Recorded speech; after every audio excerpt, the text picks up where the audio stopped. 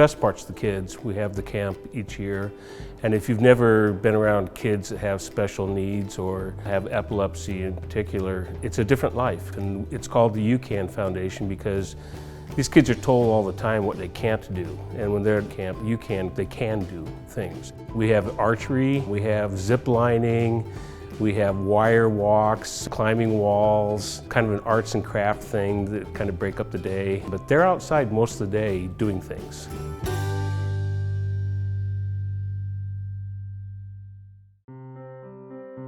Go all the way back to high school 20 years ago, and on the way home from school I was in a car accident with 4 of my girlfriends.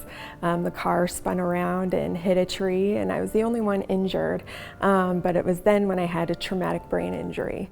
I was able to get back into high school, start college, and it was in nursing school, of all places, that I had my first seizure.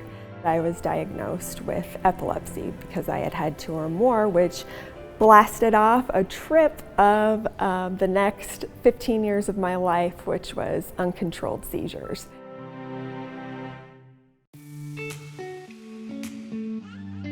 We run various seizure epilepsy activities throughout the year, but our big one is Camp YouCan for kids with epilepsy. It's not the same disease for everyone that has it. I think when people think of epilepsy, they think of people flopping on the ground and having grand mal seizures. That's just one kind of seizure. There's all kinds of different kinds of seizures depending on a lot of variables. And some of them can be as hard to recognize as just staring off into the distance. And so if you think you know what epilepsy is, I would challenge you to take time to learn more, and you'll see that it's much more complicated than you think. We also get volunteer registered nurses to come to camp because we have to keep that medical atmosphere. As far as we have to give meds, people need to know what to do should there be a seizure. We just work as a whole team, but we could not do what we do without volunteers.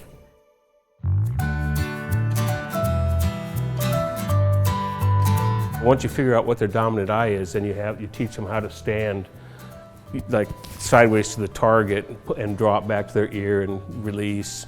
Almost everyone has a tendency to over-grab the arrow, and that makes it hard to shoot accurately, so we spend a lot of time showing them how to hold the arrow. So they pick it up fast, they really do.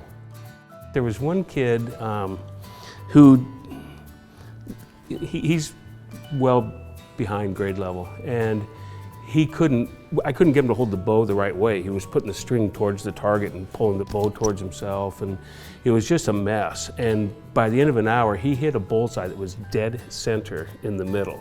Some of these kids could just give up and feel sorry for themselves, but they don't. I mean, they're out there, they're doing the best they can, they're trying to learn, they get better, they learn fast, they're coachable, so, you know, good for them. Because a person could sit back and feel sorry for themselves, and not a single one of those kids does. By the end, when their parents pick them up, they're like, "Mom, I don't want to go home, I want to stay here." And that happened this year at camp. It was so cool. And Mom emailed, and her daughter was already asking for the countdown till camp next year.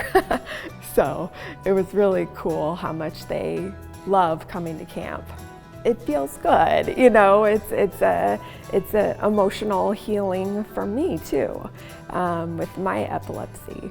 So it's just very rewarding how much it helps the community and these families. These are kids who want to do everything that any other kid wants to do. They're just kids. This is that big opportunity for them to be around other kids who understand the problems they face every day. Don't get upset when somebody has a seizure or something doesn't go right. They don't have to be embarrassed about it. They don't have to be self-conscious. They're with friends, and they're with people who understand their difficulties. And so it's a great, great cause that we have here, because at least for a few days, these kids get to just be kids.